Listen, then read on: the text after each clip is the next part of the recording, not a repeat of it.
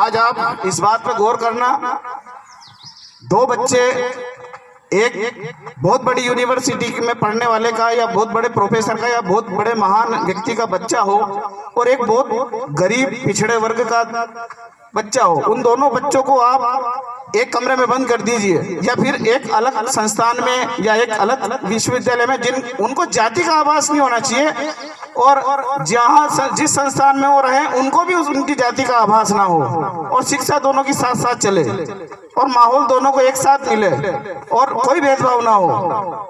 मैं यकीन दिलाता हूं आपको कि आप आश्चर्यचकित हो जाएंगे कि जब वो बड़े होकर उनकी शिक्षा का जब परिणाम सामने आएगा तो चौंकाने वाला होगा, क्योंकि सोसाइटी इस नजर से लोगों को देखती है, अरे ये तो फला है, अरे ये तो फला है। लोगों की सोच को सिर से दबाने का काम किया गया है। और आज ये लोग जो मंच पर बैठे हुए हैं, आज मुझे सिंधु जी की एक बात बहुत अच्छी लगी कि मैं किसी को जाति के रूप में देखता ही नहीं, मैं मानव के रूप में लोगों को मैंने कभी किसी की जाति ही नहीं पूछी। तो ये एक बहुत विचारशील बात है कि ये उस चीज से तो कम से कम ऊपर उठ चुके हैं जहां ये न्याय करेंगे। न्याय व्यक्ति तभी कर सकता है जब समान रूप से व्यक्तियों को देखेगा, समाज को देखेगा। आप न्याय का आज देखिए, आप जो मजिस्ट्रेट होते हैं, बड़े बड़े जो न्यायपीठ के लोग होते हैं, अगर वो जातियों के आधार पर न्याय करने लगे तो बताइए आप किस तरह का मतलब कानून होगा और किस तरह की व्यवस्थाएं होंगी।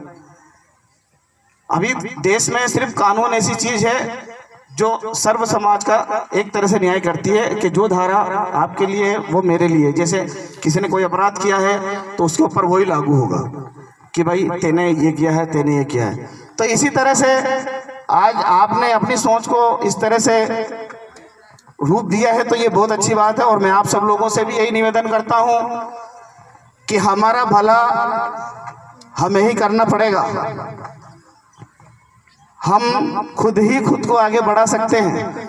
आप अगर ये चाहें कि कोई उंगली पकड़ के आपको आगे ले जाएगा और आपका भला करेगा, तो ये आपकी गलतफहमी है।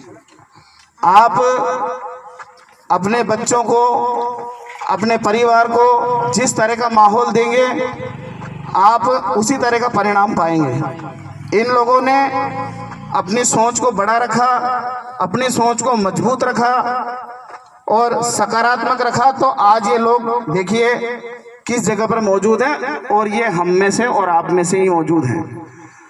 आज हम हर चीज को हमारे लिए जरूरी समझते हैं। जहां तक मेरा देखना है, जहां तक मेरा नजरिया, अभी भी हम लोग बहुत पिछड़े हुए हैं, अभी भी हम लोग बहुत पीछे हैं। हमारे लिए ऐसी चीजें ज्यादा जरूरी हो गई है जो चीजें आगे चल के हमारे काम नहीं आएंगी, और जो चीजें जरूरी है उन चीजों को हम भूल रहे हैं। आप बच्चे की जिद पे बच्चे को 5,000 10,000 का मोबाइल किस्त पे लेकर दे रहे हैं, ये जरूरी है।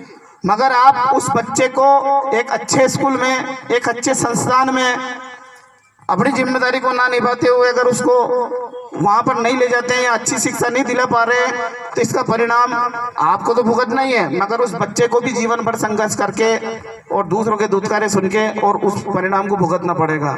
इसलिए मैं आप सबसे निवेदन करता हूं कि आज हम लोग भी इस चीज को महसूस करते हैं कि अगर वक्त रहते हमने शिक्षा का महत्व जाना होता, समझा होता, तो आज काश हम भी कहीं नौकरी में होते और समाज का भी भला होता, बहुत सारी चीजें हमारा भी भला होता। तो वक्त रहते अपने बच्चों को संभालिए, इन पे ध्यान दीजिए और जितना ज्यादा हो सके शिक्षा पे जोर दीजिए और इन पर ध्यान दीजिए। आप इन पर जितना ध्यान देंगे, डाली जब तक नरम होती है तब तक उसको किधर भी मोड़ा जा सकता है, और जब डाली बड़ी हो जाती है, मजबूत हो जाती है, तो सिर्फ उसको काटने के अलावा हमारे पास कोई रास्ता नहीं होता है।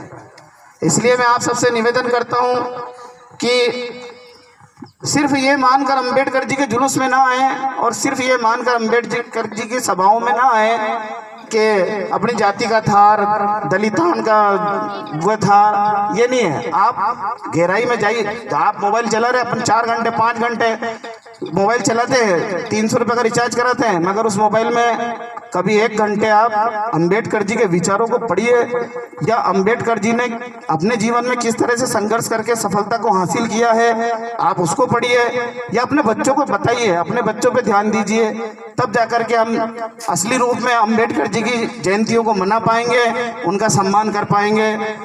और 2 शब्द मैं आपके लिए कहना चाहता हूं कि झुक झुक कर सीधा खड़ा हुआ, अब फिर झुकने का शौक नहीं, अपने हाथों स्वयं रचा, तुमसे मिटने का खौफ नहीं। तुम हालातों की भट्टी में जब जब भी मुझको झोंकोगे, तब तब कर सोना बनूंगा मैं। तुम मुझको कब तक रोकोगे, तुम मुझको कब तक रोकोगे। जय हिंद, जय भारत।